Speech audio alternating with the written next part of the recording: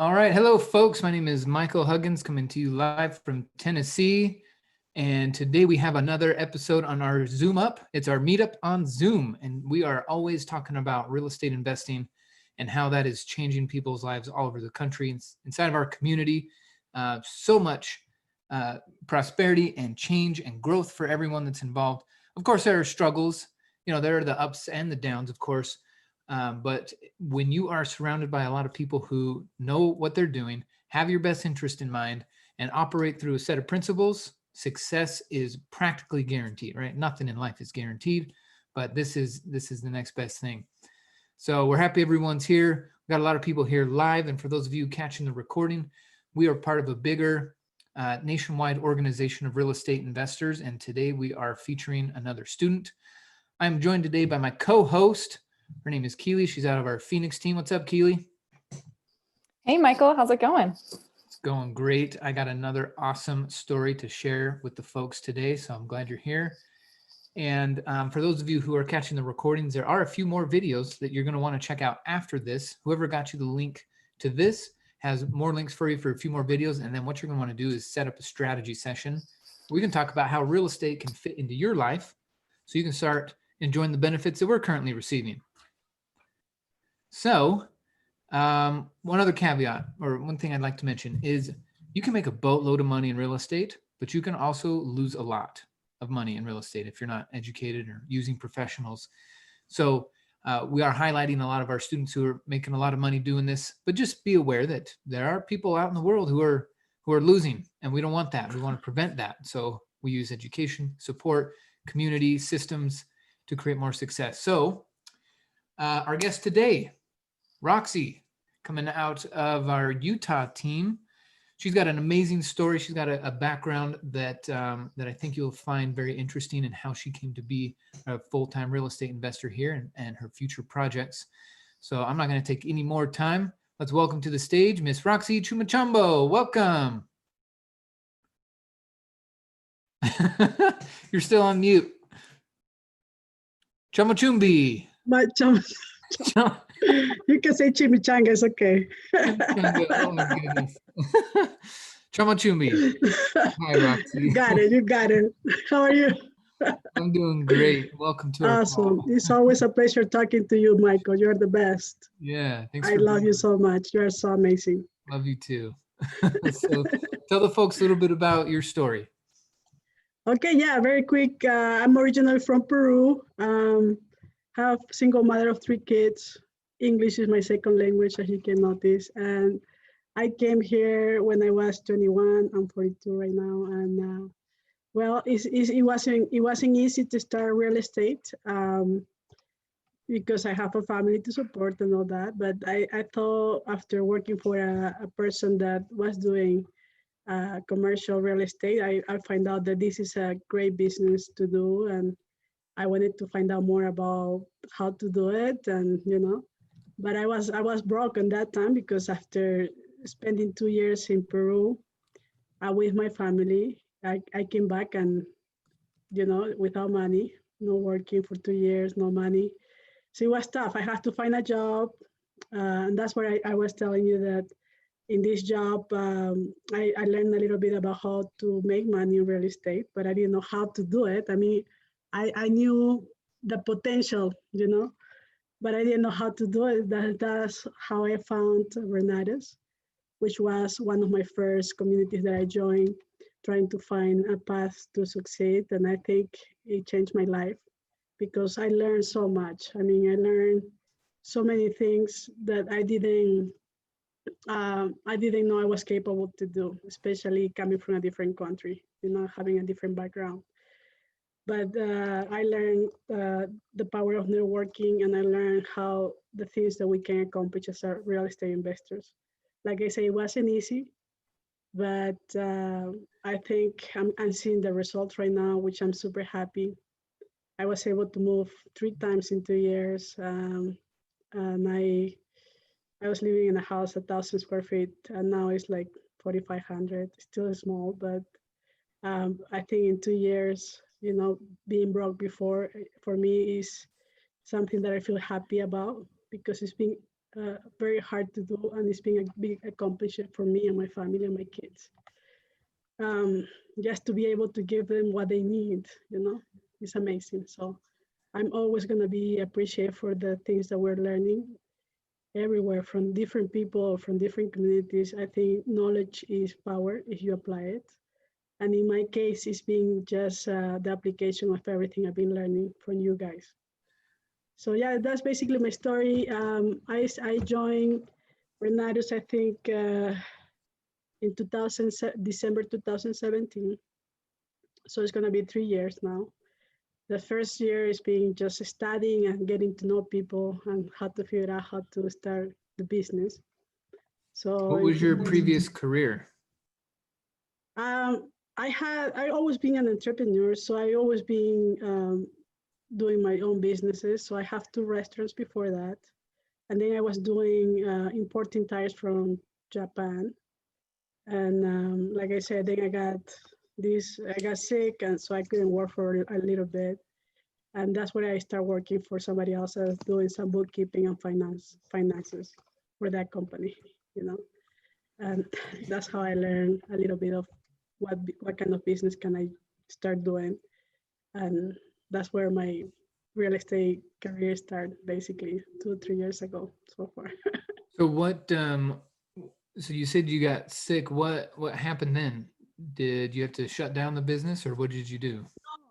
Before I went to Peru, I sold my business because I was in an emotional bad situation. I was getting a separation, and I was overwhelmed about the, business and kids and all that. So I sold my restaurant, and I went to spend Christmas with my family in Peru.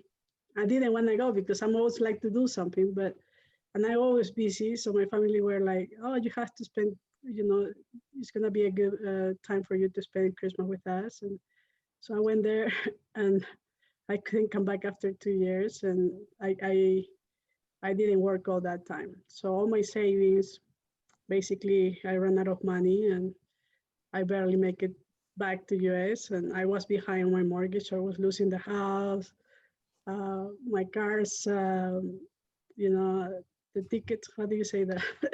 Citations? My cars were expired, the license plates and all that, so I didn't have money for that. But in the same time, I get good friends that help me out.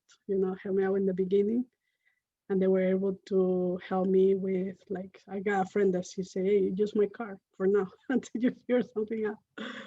And that's how I started again. So that was, now that I look back, it's like, wow, and I see how I am right now. It's like big change, amazing. Yeah. I'm very grateful for that. Mhm. Yeah. So tell us about some of the real estate deals that you're working on. Okay, right now I've been with Kobe for the last almost a month. So I was barely, I just went to see my flips last week, after a month almost. I have three flips right now, and I have two new construction projects that we're still working on getting rezoned or zoning and get approved from the city. One in downtown is for 52 units. The projection profit that we're gonna get on that is gonna be about $2 to $3 million. And the one in Sandy, we didn't get approved for the townhouses that we were planning to do. So we're changing to do maybe 6 to 8 single houses, and we're gonna make an average of, I don't know, 150 per house, something like that. We're still looking into the new plans. So let me ask, so because this is new to me, so how are you projecting this $2 million profit? So you're going to build up this building and then Mhm. sell it, or what's the plan? Yeah, and very nice that you asked that. Sometimes I get surprised about myself when you apply the knowledge. Like I say, some people say, "Hey, I did this." I say, "Well, how can I do that?" And I was able to buy the land on seller finance. The land is costing me 1.2 million, and we did a small down payment on that, and then you entitle it, and do all the, well, we're in the process of the entitlement and architects and things like that. The projections can, because we have 52 units, it's going to cost us about $7 to $8 million to build it, and we can sell it as a project, all built for 11 million at least, being conservative. Um, but like that's what I say, between 2 to 3 million, because if we do it super good, we're gonna be 3. But if we, things happen, we can do 2. So If things, we'll still make 2 million. Holy cow. exactly. But it's gonna take, I mean, it's not one day to another. It's gonna take at least 2 years until that happens. So in the middle, I keep doing my wholesaling business. I'm doing flips. Last year, I was able to do 10 flips at the time. I was too crazy, more than I could handle. So I slowed down a little bit, because I'm focusing now in new construction, I'm doing more wholesaling, and so I want to keep between 5, 6 flips at a time instead of 10 or more. But you can do more if you have good contractors, so you can focus on it. So yes. Wow. Staying busy. Yeah. Okay. So what do you like more, wholesaling or fix and flips? Well, actually, I've been sick, like I mentioned, with COVID.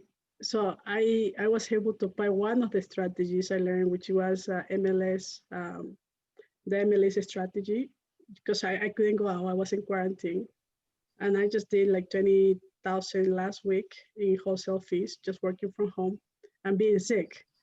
So which I like, wow, this is so easy. So I was like, I'm gonna hire somebody just to focus on probably wholesaling, because I really like new construction. I think it's exciting, something to create something and partner with people that are doing a lot of more things than you. And and bad things happens for a reason sometimes. We have an easement on the project in downtown, and because of that, I was able to meet the owners of the land, which are the owners of the Red Lion Hotel across the street from a project, and they're converting 200 apartments. The hotel they're converting into um, apartments. No way. Yeah, so they're gonna be small apartments, and I mean, we met several times now, and they are so cool. Like I see, bad things happens for a reason sometimes, because I learned that things, when we believe that things happens for us, then everything turns around and end up to be a good thing for us. So we had this problem, and I got one person on my team that was very aggressive, because they were saying, he was telling them, hey, you didn't tell us about the easement, we already spent this money, blah, blah, blah. And they were like, whoa, what happened? Because I'm so nice and I'm always talking to them. And he's like, who's this guy? So I say, I'm going to handle this. Don't worry, don't. And I apologize, because he was very aggressive. And they were like, are you going to call the lawyers or something? And I say, no, no, no. Hey, we're in the same business. I think we're all here to make money. Let's talk. You understand my situation. I understand your situation. Let's talk. Why we don't partner? Maybe we can partner on this deal and make it work for everybody. And they accepted the partnership. Oh, nice. We are still talking about how we're gonna make it work, because of course, they are used to a lot of more money. If they're being part of it. And I say, no, I just want to give you this much, and they say, well, we're gonna bring value to the deal. So after I was sick, they were able to. We had a few meetings that I had to cancel with them, and they understood I was sick. So they're like, "Hey, Roxy, let's talk. We really want to partner with you." So it's gonna be exciting. We still, in the process, but I mean, I'm super happy for these things that are happening in my life, and I just feel blessed about all these things that are coming my way. Wow. And I never thought it's gonna be this way when I first started, but now it's happening. So Yeah, I mean, if you're kind of like me, when you first start, you're just hoping to pay the bills and have a little extra to eat some nice food, right? exactly. Yeah. And it's sometimes we have to change. I learned this just last week, but we have to change sometimes expectations for appreciation. So, I I was talking with a friend and they were upset because they didn't make, more than $10,000 in a deal, but they make three. And they were, oh, I don't know if I'm gonna do this anymore because I only make, I was supposed to make a lot more. Say, well, you're making 3,000, you're not losing. Yeah. So sometimes we need to change the expectations for appreciation. That's what I learned, because that will make us feel more positive about everything that happens to us, and the things will continue to come, in a good way. So I'm learning every day. I know we have a great community where we share stories so we can learn from each other. And I hope, somebody get inspired from somebody that, is out of the country, single mom, barely speak English, and still, doing some deals.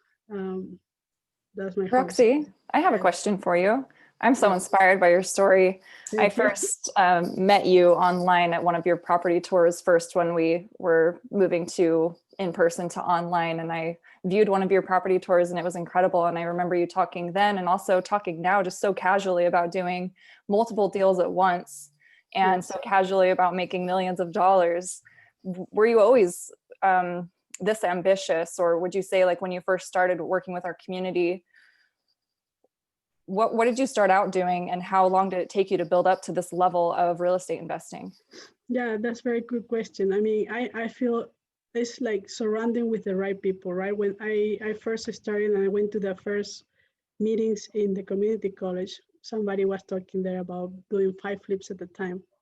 And I was saying, well, if I can even do one, I'll be happy, I want to do just one, but then I ended up doing 10 at the time. And I shared this with somebody and they said, you really do have 10? Say, yeah. Can I come and see him?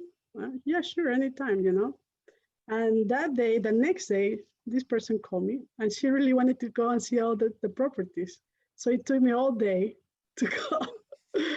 And I was so tired after that. I said, why she wants to do all these properties? Okay, so we went one by one. And some people, like I say, I say casual because all I do is just to look what other people in my community is doing and say, oh, I just bought a house over $1 million and I just did this and I'm paying less than before. Oh, okay, I can do that. Yes, where can I find a better house?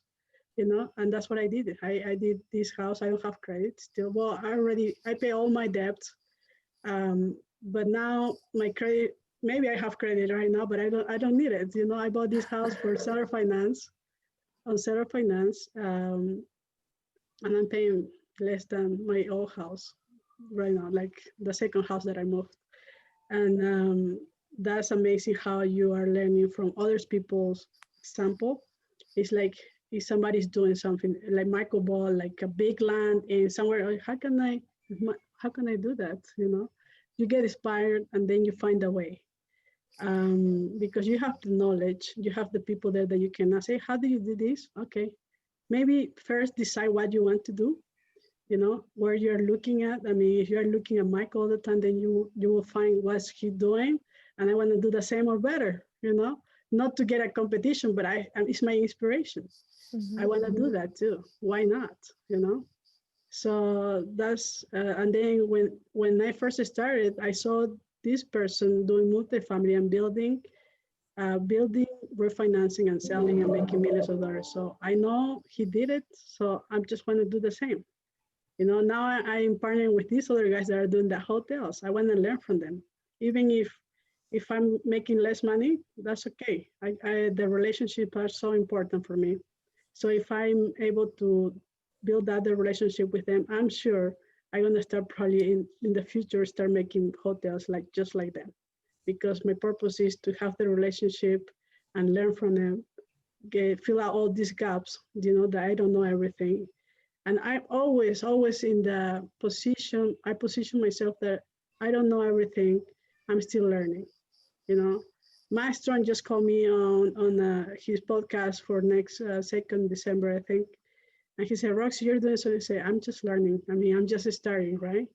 I know a lot of people that are doing a lot more things, and I feel just so small because I'm always looking up and say, wow, I need to learn more, right? And that's always my spirit of, being able to feel like we don't know everything, that we're learning, and then we're looking to the next person, how can I do this better?